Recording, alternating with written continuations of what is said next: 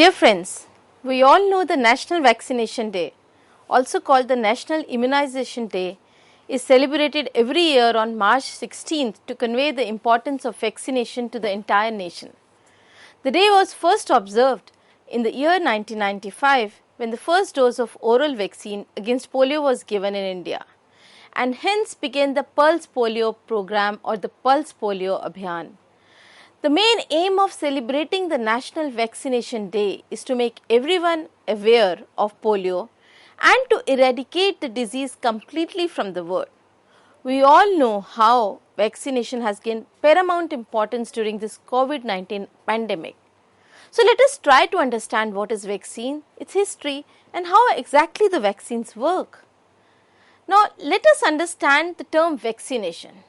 It is the administration of agent-specific but safe antigenic components that in vaccinated individuals can induce protective immunity against that corresponding infectious agent. The theme of National Vaccination Day 2022 is Vaccines Work for All. The theme highlights how vaccines work for all and save lives in all around the world. As per World Health Organization (WHO), vaccines prevent nearly 20 to 25 life-threatening diseases. Around 2 to 3 million deaths from diseases like diphtheria, tetanus, pertussis, influenza, measles are prevented every year due to effective immunization. Now, let's understand the quick fact about National Vaccination Day. As already said, it was first observed on 16th March 1995 when first dose of OPV or oral polio vaccine was administered. In India, the last case of wild polio was reported on 13th January 2011. On 27th March 2014, India was certified as polio-free country by WHO. Mission Indradhanush, launched in December 2014 by Government of India to achieve full immunization coverage for all children and pregnant women, was selected as one of the 12 best practices globally. Now, the history of how vaccination started helps us to understand important events and trends in the vaccine research and enables us to develop a much greater appreciation for current events today. As we all know, if you do not know history, then you don't know anything. You are just a leaf that doesn't know it is part of a tree. So, history about a science, any science, is very important. Now, when we are talking about the history of diseases and vaccines, evidence exists that the Chinese employed smallpox inoculation. In those days, it was called variolation. The technique is also called variolation as early as 1000 CE. It was practiced in Africa and Turkey as well before it spread to Europe and the Americas. Now, in 1545, there was a smallpox epidemic in India and around 8,000 children died in Goa from smallpox, most likely introduced by the Portuguese who invaded that place. Now, continuing with the history, in 1625, there was an early smallpox pandemic or epidemic in North America as well. Now, in 1657, measles appeared in Boston. John Hull wrote in his diary that the disease of measles went through the town, but fortunately there were not many deaths. In 1676, English doctor Thomas Sydenham publishes Observation Medicae Circa Morborum Accuratum Historiam et Curatum, that is a medical observations on the history and cure of acute diseases, where he for the first time successfully and in detail recorded details about a disease called scarlet fever. Later, in 1770, Edward Jenner, who is also called the father of immunology, he is an English doctor, he learned from a milkmaid that she believed herself protected from smallpox because she had caught cowpox from a cow. Now, actually what happened is cowpox happens to be a mild disease in cattle that can be contracted by humans via sores on the cow. Now, these dairy workers can have pustules on their hands and the infection can spread to other parts of the body. We now know that the cowpox virus belongs to the orthopox family of viruses that also include monkeypox, variola viruses that cause smallpox, etc. Now, because of that, people who got afflicted with cowpox, they became immune to get smallpox pathogen.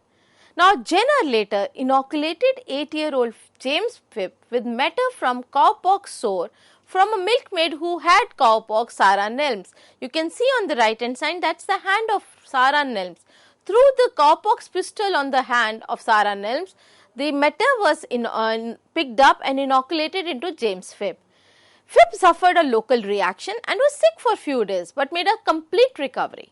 In July 1796, Jenner inoculated Phibbs with matter from fresh human smallpox sore. Phibbs remained healthy. Jenner later demonstrated that cowpox matter transferred from one individual to another in a human chain can provide protection from smallpox also. This is because cowpox as well as a smallpox pathogen belongs to the same family. Now, after this revelation, he wanted to publish his work. However, the Royal Society rejected the report of his achievement. Jenner later self-published a pamphlet called An Inquiry into the Causes and Effects of Variole Vaccinae, a disease known by the name of the cowpox. Later, Louis Pasteur, who has also made a tremendous contribution in immunology, coined the term vaccine. Vaccine actually in Latin means cow. He wanted to honor Jenner's remarkable accomplishment. So, he named this technique as vaccination and called the material as vaccine. Pasteur attenuated or weakened the bacteria for use in the vaccine. He stumbled on the method of attenuation by accident. What happened? In his lab, he was studying fowl cholera by injecting chickens with the live bacteria and recording the fatal progression of the illness. He had instructed his assistant to inject the chickens with a fresh culture of bacteria before a holiday. The assistant, however, forgot. When the assistant returned a month later, he carried out Pasteur's wishes. The chicken, when showing mild signs of the disease, however, survived. When they were healthy again, Pasteur injected them with fresh bacteria. The chicken did not become ill, and thus came vaccine or vaccination. Now, this is the laboratory where Pasteur produced the first fully developed vaccine, the vaccine for chicken cholera. As can be seen in the slide, laboratory workers using autoclave to sterilize chicken broth for growing bacteria. Now, following this, Pasteur successfully prevented rabies in 9-year-old Joseph Mister by post-exposure vaccination. Till this time, vaccine was always given before the exposure of the pathogen. But now, Pasteur developed a post-exposure vaccination to combat rabies. Now, what happened? Mister's mother brought the boy who was severely beaten by a rabid dog to Pasteur in the hope of preventing the disease. Pasteur was quite certain that the boy would die from rabies infection if he doesn't do anything. So, he began a course of 13 injections, one each day, of vaccine made from rabid nervous system tissue. Each successive injection contained a less attenuated or a stronger virus. Mister never developed rabies and the incident was regarded as a complete success.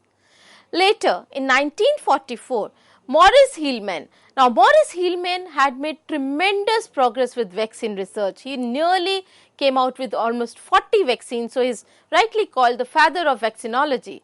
He helped develop a Japanese encephalitis vaccine in 1944 to protect American troops in the World War II Pacific Theatre of Operations, and thanks to his efforts, there was very less fatality because of the disease. In 1962, Maurice Hilleman and his colleagues developed an attenuated measles vaccine by passaging John Enders. John Enders is another very renowned scientist. His measles virus, he has actually took out the measles virus strain, and what they did was they passaged this virus 80 times through different cell types so that it became attenuated. The resulting vaccine called Ribotrax was given with a dose of gamma globulin antibodies to reduce the harmful reactions. Now, following this, in 1969, Meruvex was another rubella vaccine developed by Hilleman, which was finally licensed. Rubella, we all know, is a very mild illness. Its symptoms are low-grade fever, rash, swollen gland. If, however, a pregnant woman contracts rubella, especially early in pregnancy, the effects can be devastating. Babies exposed to rubella in utero may suffer deafness, blindness, mental retardation and other deformities. A devastating rubella pandemic developed during 1962 to 1965. In the United States, more than 20,000 babies were born with congenital rubella syndrome. Tens of thousands of women suffered miscarriages or they elected to have abortion due to rubella infection. The pandemic focused medical researchers' attention on the need for an effective vaccine. Now, in 1976, Maurice Hilleman and other scientists met with US President Gerald Ford to discuss a vaccine response to an outbreak of swine influenza at Fort Dix, New Jersey. Congress committed funds to a nationwide vaccination program. Rightly so, the pioneers of vaccine development are Dr. Edward Jenner, who is also called the father of immunology, Dr. Louis Pasteur for his great discoveries of principle of vaccination, microbial fermentation, pasteurization, and of course Dr. Maurice Hilleman, who is also called father of modern vaccinology, as he developed nearly 40 vaccines. The unparalleled growth in vaccine development took place in 21st century. The first decade of 21st century has been the most productive in the history of vaccine development. By the end of 2008, according to recent unpublished data, the total number of vaccine products had reached a record of over 120, making the first decade of the century the most productive in the history of vaccine development. Hopes remain high that new vaccines will be available to combat tuberculosis, AIDS and other diseases. I am not naming malaria because very recently, we have developed first malaria vaccine RTSS. The trade name is Mosquirix. It is a recombinant protein based malaria vaccine. In October 2021, the vaccine was endorsed by WHO for broad use in children, making it the first malaria vaccine candidate and the first vaccine to address parasitic infection to receive this recommendation. Over the years, vaccines have played a critical role in reducing the spread of and in some cases eliminating the threat of many devastating infectious diseases. Vaccines represent some of the most impactful public health advances seen to date. Today, biopharmaceutical companies are working with stakeholders across the research and development ecosystem to develop new ways of preventing and treating illnesses with innovative vaccines. According to a 2020 report by America's pharmaceutical companies, there are currently 260 vaccines in development for the treatment or prevention of disease. Among the vaccines in development are, as you can see, there are 14 vaccines which are at different stages of development against allergies, 2 against Alzheimer's, 3 against autoimmune diseases, or almost 108 vaccines against cancer, 125 vaccines for infectious diseases, including a vaccine designed to prevent HIV infection by teaching a patient's immune system to recognize the virus, 14 vaccines for allergies, including vaccines that target peanut allergies. As already said, 2 vaccines against Alzheimer's, including 1 therapeutic vaccine that target amyloid beta protein, which is linked to the development of this neurological disorder. Additionally, numerous different types of potential vaccines are in development that target specifically SARS-CoV-2, which causes COVID-19. But how vaccines actually prevent diseases? Basically, vaccines contain the same antigen or part of an antigen, we can also call it epitope, that causes diseases. For example, measles vaccines contain measles virus, but the antigen in vaccines are either killed or weakened to the point that they themselves do not cause the disease. Now, as we know this graph very well, any immunologist will be knowing about this graph. Whenever we have a first antigenic attack, the antibody of the first response or the primary response is primarily IgM, immunoglobulin M, which is a pentameric antibody. However, if the same antigen the person comes in contact with the same antigen second time, the main antibody of the secondary response is immunoglobulin G or IgG. Now, this is a monomeric antibody, but in secondary response, the amount of this antibody produced is quite humongous. Now, how do we design vaccine based on this information? Vaccine designing is dependent upon first which branch of the immune system we want it to be activated, humoral or cell mediated. Second factor will be development of immunological memory.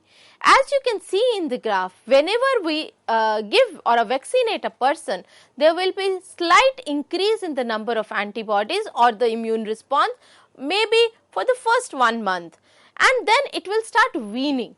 Now, if the immunological memory is seen, you will say the immunological memory takes almost 6 months for complete development, and then you may get a plateau.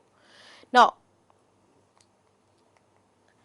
there are two kinds of immunization, active and passive immunization. We all know that. Immunity to infectious microorganisms can be achieved either through active or through passive immunization.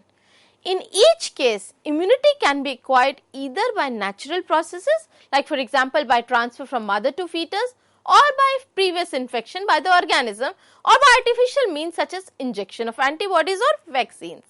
Now, if we want to further understand this, let us understand passive immunity. How passive immunity can be acquired? So, you must understand the meaning of passive immunity.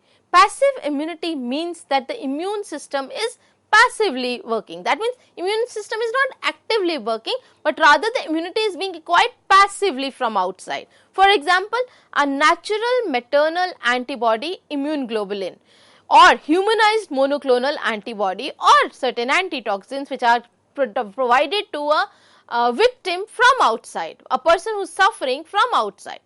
However, in active immunity, the person's immune system actively works. For example, in case of natural infection or when we are administering a vaccine. As we know, vaccine can be of different types. It can be an attenuated organism, it can be a killed or an inactivated organism, it can be a purified microbial macromolecule, it can be a cloned microbial antigen, or a recombinant protein, clone DNA, or multivalent complex. We will touch upon all these in later in the lecture.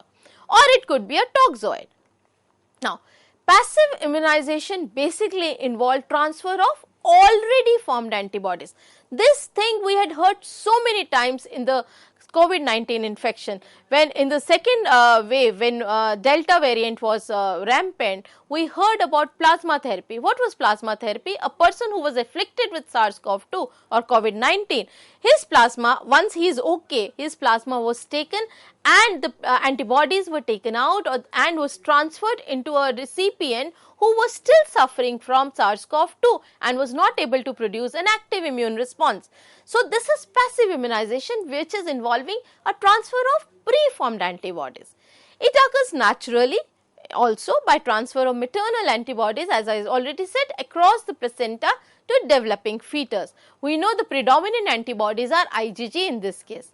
Maternal antibodies to diphtheria, tetanus, streptococci, rubella, mumps, poliovirus provide protection to the developing fetus passively through the mother.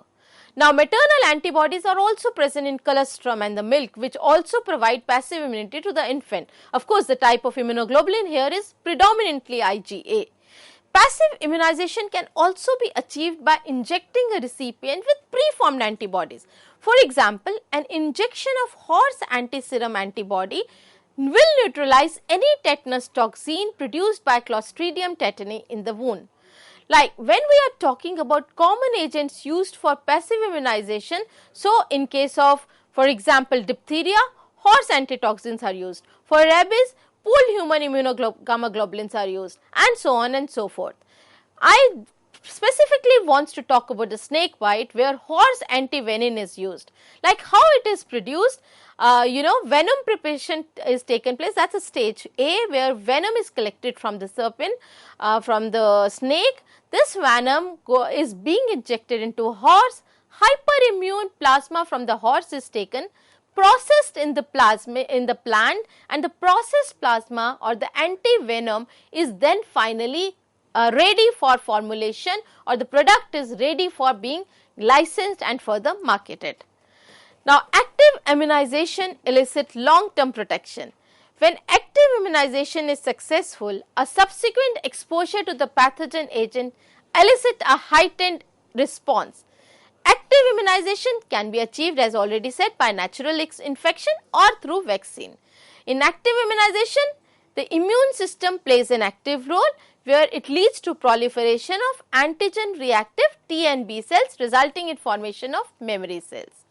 Now, vaccination of children begins at 2 months of age, and various vaccines that are given are hepatitis B, DPT, that is diphtheria, pertussis, tetanus vaccine, and various other vaccines like inactivated Salk vaccine, IPV or OPV, Sabin vaccine, MMR, measles, mumps, rubella, Hib vaccine, varicella vaccine, and pneumococcal conjugate vaccine.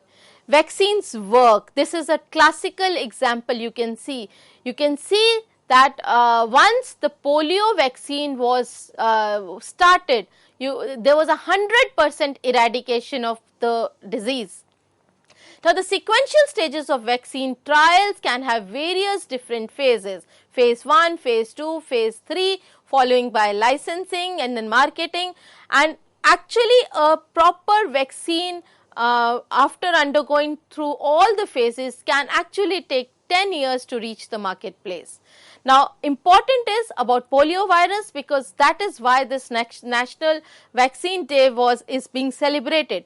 Polio virus was identified in 1908 by Karl and Steiner, but Steiner and Popper they did an experiment in which they carefully filtered preparation of the spinal cord fluid from a person who had died of polio.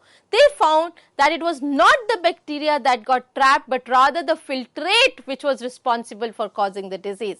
And they, later in 1950, when electron microscope became available, they were able to check the polio virus. After getting convinced, they used this polio virus to inoculate into different individuals as a vaccine. This virulent virus, which was made incapable of producing disease, was later put into various individuals.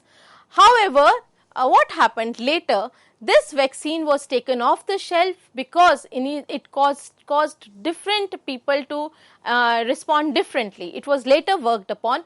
Currently, the Sabin polio vaccine consists of 3 attenuated strains of polio virus. Now, this graph shows the progress towards the worldwide eradication of polio. Polio eradication is a big thing in India. With the global initiative of eradication of polio in 1988, following WHO resolution, Pulse Polio Abhiyan was launched in 1995. Polio eradication was in full swing in India, and children in the age group of 0 to 5 years were administered polio drops during this different rounds every year. About 172 million children are immunized during each National Immunization Day. The last polio case in country was on 13 January 2011 in West Bengal. WHO on 24th February 2012 removed India from the list of countries with active endemic wild polio virus transmission. There are 0 polio cases since 2011. Congratulations, India. This is a 2014 slide, 3 years since the last reported case of polio. India has been declared polio free since January 2014 after 3 years of 0 cases, an achievement widely believed to have spurred by successful Pulse Polio campaign. So, I would end my lecture by saying, National Immunization Day, let's pledge not to miss any of our child's vaccination. Let us spread awareness to eradicate disease. Let us try to make world a better place. भूल ना जाना, टीकाकरण जरूर करवाना. Thank you very much.